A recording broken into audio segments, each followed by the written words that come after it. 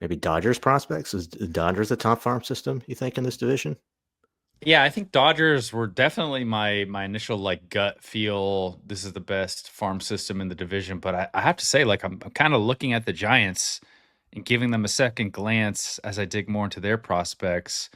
I think I'll probably still lean towards the Dodgers, just honestly because I have a few more players that I'm like personally a fan of. I don't know if like top tens in any system count as personal cheese balls in the BA lexicon. Yeah, I'd probably lean Dodgers. We can start there. I mean, it maybe feels tired for non-Dodgers fans to hear us talk about this, but yet again, I think the Dodgers have a really quality system coming off back-to-back World Series championships. So there's no like end on the pipeline of talent here for Los Angeles. They just keep on chugging along. Yeah, the Dodgers have 4 players who are definite, or who are going to be definite top 100 prospects on our 2026 top 100 list. When you've got a team that's made the postseason for 13 straight seasons, you're consistently picking at the back of the draft, and you're signing free agents who are rejecting the qualifying offers. You're losing draft picks. You're getting your first round pick pushed back. You're operating with either the smallest or one of the smallest bonus pools in the draft every year. And then internationally, I don't think it's a huge disadvantage, but because of what they do in free agency, they're usually operating with a smaller bonus pool Mhm. relative to most teams. The bonus pools, though, I think are large enough there that I don't think it really prevents them from signing the players that they like.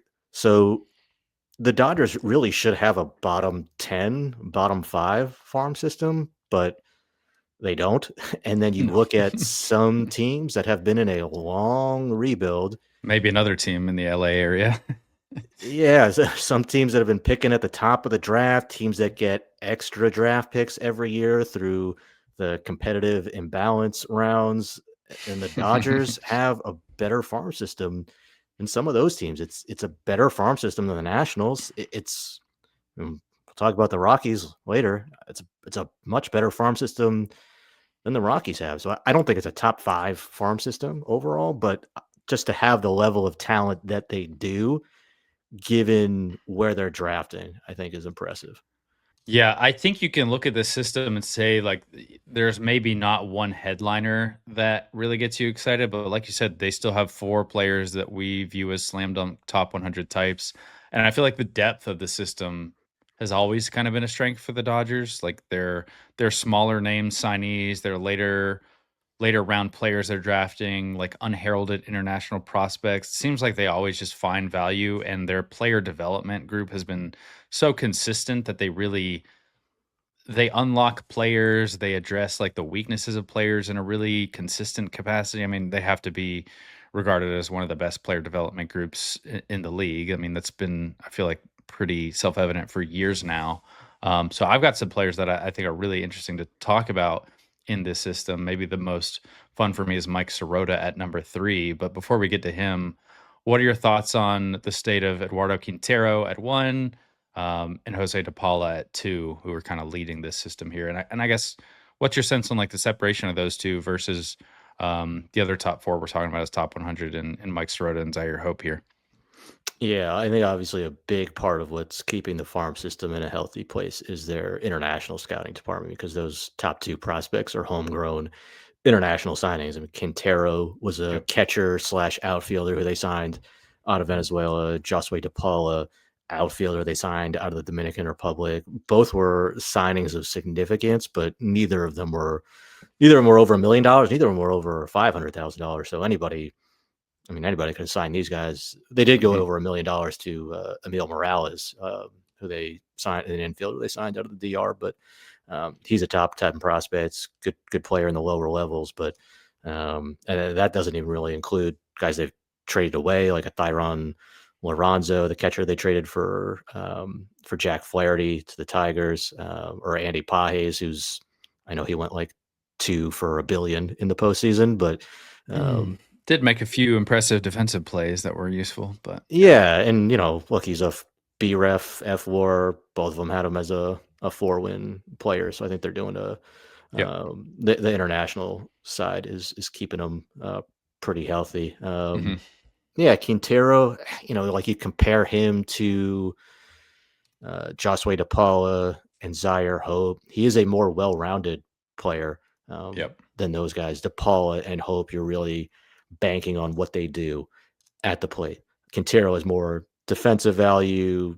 Hope showed more swing and miss this year. Mike Sirota, though, like I think the tools and defensive profile across the board are just as good, but Sirota is 3 years older than Quintero, and they played Yep. at the same level this year. But on Quintero, I mean, it was a great season for him. He's always stood out for his athleticism and his hitting ability. And our scouting reports since before he made his pro debut, great strike zone judgment. He drew 88 walks this year. He sets up with that slightly open stance. He gets his swing started with that barrel tip to the pitcher. It's pretty whippy through the zone. Josh talks in his hitting, or excuse me, in his report about some of the adjustments he made with his swing that helped up power spike Hmm. to 19 home runs in 113 games this year after he had Yep. 8 home runs in 132 games combined the previous 2 years.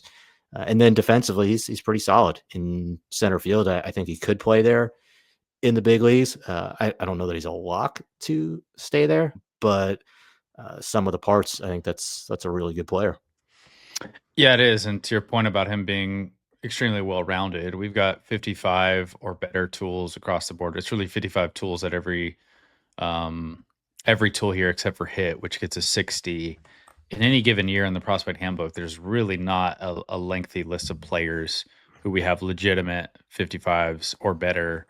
I think the year Bobby Wood Jr. had that, there was maybe two, him and one other player who I can't remember off the top of my head, but I'll be curious just to see how many players get legitimate five tool treatment. I know some people say like to be a five tool player, you need five above average. Some have like five plus, like you can draw the line really wherever you want, but it is just rare to see the tool set be as balanced as it is for Quintero. I feel like the Dodgers do a really good job in helping their players access more power, whether it is with mechanical tweaks, helping players elevate the ball more frequently. I'm not exactly sure what the rationale or how it happened with Mike Sirota because he was a player who in college it's not like he had a massively heavy ground ball rate, but he also didn't hit the ball near as hard as what he's been hitting the ball or what he hit the ball this year. His exit velocity, his 90th percentile exit velocity is 107.1, which was one of the best in the system. I think trailing only Zyhir Hope. If you stack up that exit velocity data with all the top 10 prospects in this division, it also jumps out as one of the best marks, which for a player like Mike Sirota, if you told me that he was going to have this sort of impact quality with a wood bat, he would have been a slam dunk top 10 pick in his draft year. Like at the time, the hitting ability was pretty advanced. His zone skills and plate recognition was tremendous. He walked at a high rate. The defense has always been impressive in center field. He's a good runner. He has a good arm. And now we're talking about a guy who's added a significant amount of power compared to what was really a down draft year that allowed him to slide all the way to the third round. Yeah. The Dodgers make a pretty savvy trade, acquire him as well as Charles Davalon, or I guess the pick that became Charles Davalon in the trade that sent Gavin Lux to Cincinnati. So I'm massively excited about Mike Sirota. I'm unsure of where he's viewed in the like prospect landscape, but I imagine I'll be towards the higher end of where he's placed in our staff. Yeah, when they first made that trade, you could say, "Hey, Mike Sirota was a third round pick. If the Dodgers liked him so much, Right. why didn't they just draft him?" But he was coming off a down season. They took Kellen Lindsey with their first round pick, and I don't think anybody really viewed Mike Sirota as a first round talent at the time of the draft. No. And then the Dodgers didn't have a second round pick Right. because they lost it that year for signing Shohei Ohtani. So we'll wait and see how that one works out for the Dodgers. But in the third round, they didn't pick until 98 overall, 98th. Yep. and the Reds drafted Sirota 11 spots ahead of their pick. So they didn't even really have an opportunity Yeah, so after their first if you're rounder. you're drafting him 23rd overall, which to your point, like would have been a big reach for basically everyone at the time. Yeah, and now he's clearly belongs as a first Hmm. rounder. He's way ahead of Kellen Lindsey, and I mean, it's I not. remember preseason that draft year, me and Peter were just like obsessed with Mike Sirota, and like I felt a little bit bad about those takes at the time because of how his season progressed. Like the He's hitting and the top power just backed 10 up in our rankings significantly. Yeah, coming he in. was. Yeah. Yeah. So it ages better now with a few years in hindsight and a year in the Dodgers system. But I really think too, and if that power is legit, if it's not just some mirage, because again, he is still at the lower levels. He's a little bit older than some of these other players who are at that level right now. If the power is legit, we're talking about a second player who you could say 55s are better across the board. I mean, do you think he's the best prospect in the Dodgers system? He might be. I think it's the top 4 players in this system are all good. I Hmm. think Sirota at least has a case, right? Hope and De Paula are corner guys. Yep. Sirota and Quintero are center fielders. And Josh did give Quintero the edge as best defensive outfielder Hmm. in the organization. Sirota had a great year. It was cut short by injury, but 333, 452, 616 in 59 games between low A and high A. Sirota has more power than Right. Quintero. It's plus raw power. He sees the ball, he tracks it exceptionally well. So Hmm. not only does he have great plate discipline to work walks and get on base, but he's comfortable letting the ball travel. He stays behind the ball well, and he's able to get the head out front when he wants to pull the ball, or he can catch it deeper. And he still has the power to take you deep to right field. So I think the hit power combination might be just as good as DePaula, except that Hmm. Sirota is a more valuable defender.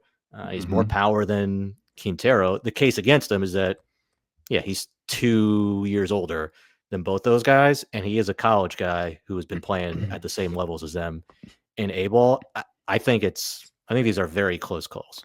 I think so. I mean, we have Mike Sirota listed as the best hitter for average in the system, also the best athlete in the system, which I think maybe Sirota's athleticism gets a little bit underrated because he's not this like huge physically imposing guy who has just like obvious athleticism that jumps out the page and screams at you. But yeah, the defensive profile, his ability to get on base at a high level, he's never had a walk rate south of 13% in pro ball so far. I mean, it's a year, but also dating back to his time in college, he always walked at a high rate. His chase rate is one of the best in the minors of players with a significant amount of playing time.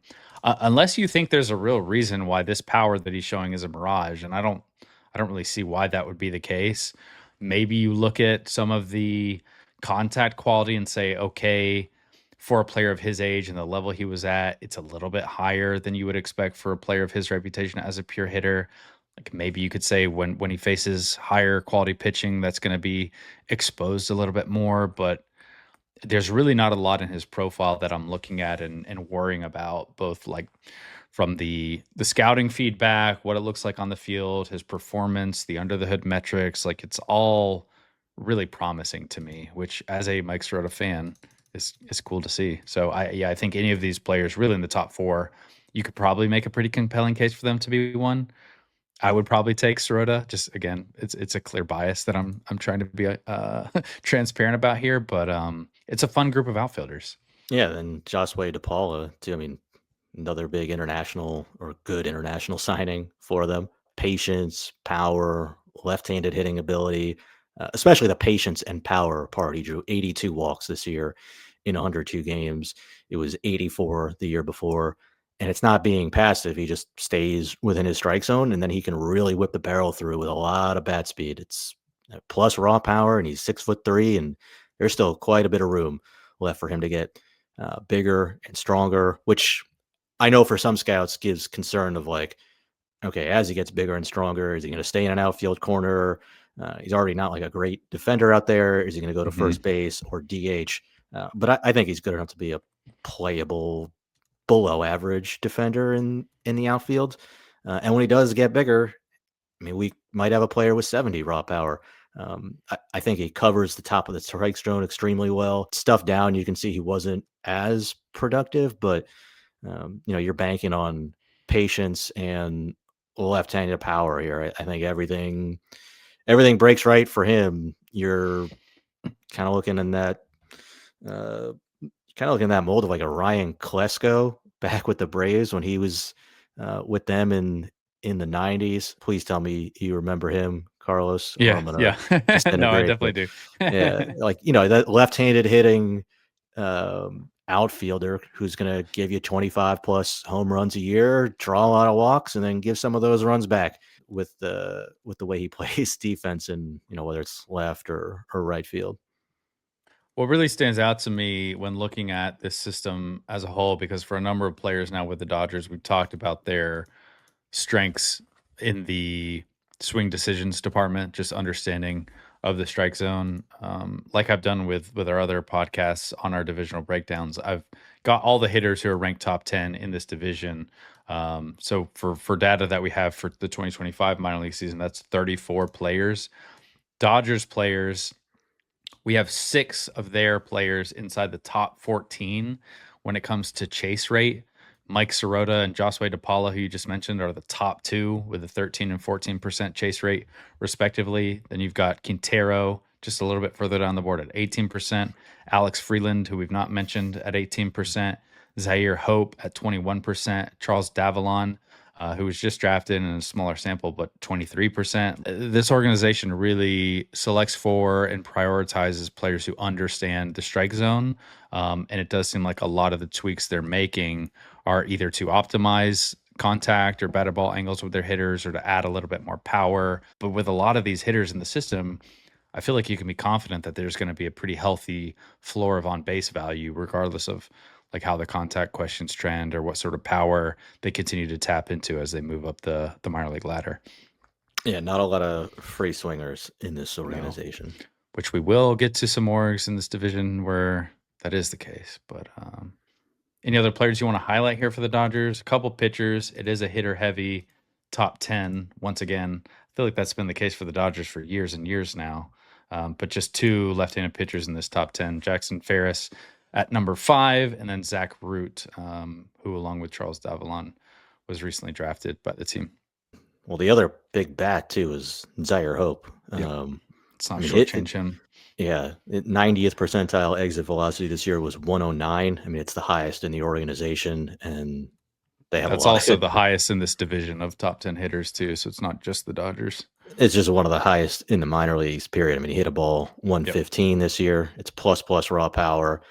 The problem we saw, where I think he's maybe a cut below some of these other guys right now, is just the swing and miss went way up. Yeah. He was a 23% strikeout guy in 2024 in low A. This year in high A, it was 27%. And really on a per pitch basis, the swinging strike rate rose pretty noticeably too. So he should get dinged for that, but there's still a lot to like here. Mhm. And I'm optimistic he can make an adjustment where his swing it still gets steep, same the way it was last year, where it was kind of a concern, but he's only 5'10" and he's really strong. So he's not one of these long arm power hitters where the length means they're going to have holes. With him, it's more bat path. So pitch him in or third, like he's fine. Stuff middle down is right in his wheelhouse, and then fastballs up, more issues. And then I think he'll also just get caught up over swinging too, because he can hit the ball 115 miles an hour, and sometimes it just looks like he's trying to hit the ball 215 miles an hour. And I think that costs him some barrel accuracy, but I don't think it's a long swing, and he has the raw power to be a 30 home run guy, and he does navigate the strike zone pretty well. I mean, he drew 79 walks this year. So I'm still optimistic on him that he turns into that middle of the lineup guy, but there are some things he's going to have to adjust to get to that. Yeah, it wouldn't surprise me if he wound up being more of like a 3 true outcomes sort of hitter, because he does grade out really well in the power department, really well in just the swing decisions department, but the miss is one of the more concerning miss rates of any hitter in this division. I also wonder too what his sort of platoon splits are going to be like this year. He was much better against righties than he was against lefties. It was like about a 150-ish gap in OPS against lefties versus righties. So some room for improvement there as well. And maybe as he just continues to face more high quality lefties, that will improve. I do think it is notable, like the amount of quality left-handed pitchers you're going to see as an amateur, even as a college amateur, compared to what you see in pro ball is pretty significant. So I wouldn't be quick to say like, oh, he can't handle left-handed pitching, because often you just need more ABs. You need to get used to more pitchers who are coming at you from the same side, who can land secondaries in the zone consistently, and you're just seeing probably better left-handed stuff than you've ever seen before. But again, like with all these hitters we're talking about in the Dodgers system, the swing decisions is really encouraging for me as like sort of a floor of his offensive value. Yeah, that's the other part that's interesting about how the Dodgers have built their farm system is I think we talked about the international signings being a source of strength for them, but also trades, Yeah. which is we're talking about Sirota, Hope, Jackson Ferris, even like guys lower on like James Tibbs or Adam Serwanowski. Typically, the teams that tend to have a lot of top prospects in their farm system who were acquired by trades, that's not because 'cause you're winning at the big league level, right? It's because 'cause you're Mhm. selling off major league players to get Right. prospects in return, right? Like the White Sox, um, or, in the The case of Marlins. yeah, the others group, I guess, would be like the Rays, right? Where as Right. soon as guys get deep into salary arbitration, they're trading those guys. But typically, it's teams that are on the other end of the cycle Right. from the Dodgers, but their number, what, 3, 4, and 5 prospects were all acquired in trades. Um, and that is one area where, look, like the Dodgers deserve credit for making smart decisions on who they're targeting as the players in return for those trades. But it is an area where the revenue and the payroll advantages that they do have can also just boost their farm system. So Zyhir Hope and Jackson Ferris, 4 and 5 in their system. They got those 2 players from Michael Bush, where Mhm. most teams would just say, "Hey, let's keep Michael Bush," and probably would have had him in the big leagues a year Right. earlier than Michael Bush Right. got there, but they had signed Freddie Freeman to play first base. They signed Shohei Ohtani. I feel like too, like first base in particular feels like one of the more extravagant positions for teams to spend on. Like if you want to go out and spend on the elite of a first baseman at the major league level, like that's just probably not like if you're a team that's not willing to spend as much as the Dodgers, when you actually do choose to spend, I feel like doing that at first base is maybe not the position a team would want to target, who's just a little bit more cautious with how much they're spending. So when you're willing to pay a first baseman like Freddie Freeman, when you have a homegrown replacement ready for him, that just kind of speaks to their willingness to spend big on the free agent market to me. Like, not that that was not obvious beforehand. Yeah, so where are they gonna play Michael Bush? I mean, they love Michael Bush, they just didn't have an opening for him. So Hmm. probably 29 other teams are saying, "Okay, they just promote Michael Bush, and now he's Right. your first baseman and or your DH." But the Dodgers, because they can sign 2 of the best free agents on the planet, they get to keep or they can trade, I should say, Michael Bush and Hmm. keep their farm system going with Zyhir Hope and Jackson Ferris coming back. And they did a great Right. job on the evaluation with Hope. He was an 11th round pick out of high school who had 11 games in rookie ball at the time of the trade before he broke out and became a top 100 prospect the next season. Hmm. So Gavin Lux, right? Like he's coming off of a 2 WAR season. He's 26 years old.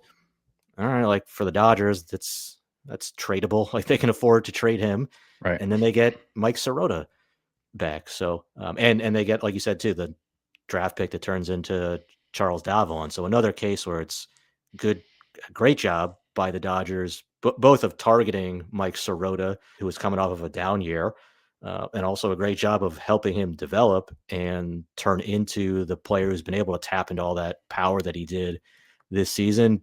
But those trades are these kind of sneaky examples of where the Dodgers can leverage the financial advantages that they do have to build their farm system without having to damage or take away from their major league roster. Yeah. Agreed. They just do things so well at really every level. I mean, what are your thoughts on these left-handed pitchers? You mentioned Jackson Ferris. I mean, he does feel like the typical sort of Dodgers pitching prospect, really loud, pure stuff, maybe some control and command that is still iffy and comes and goes and needs to be improved. The Dodgers have taken a lot of these sort of prep left-handed pitchers. I'm thinking of Maddox Bruns as a guy who was just left unprotected, who they spent a decent amount of draft capital on. Ferris has made some decent strides. I think the stuff universally is getting praise, but the strike throwing and just working deeper into games more consistently is a question mark. But that almost makes Zach Root all the more interesting to me because Zach Root does not feel like a typical Dodgers pitching prospect. And the fact that they took him, what was it, 40, 41. I guess he was right before Charles Davalon, but both out of Arkansas. Like Zach Root is this very polished strike throwing lefty that maybe doesn't have a ton of projection remaining. I think it's more secondaries for Root than really electric fastball velocity. So I think they've got two different sort of left-handed pitchers, both of whom I like quite a bit, that just add a little bit of variety to a hitter-heavy system. Yeah. I mean, Ferris is a very solid pitching prospect, but I think there's like a pretty significant drop off between 4 and 5. 4 and 5 with Hope and Ferris, which at the time of the trade, probably Ferris would have been the headliner Right. there. But now I think Hope is gone significantly ahead of him. Agreed.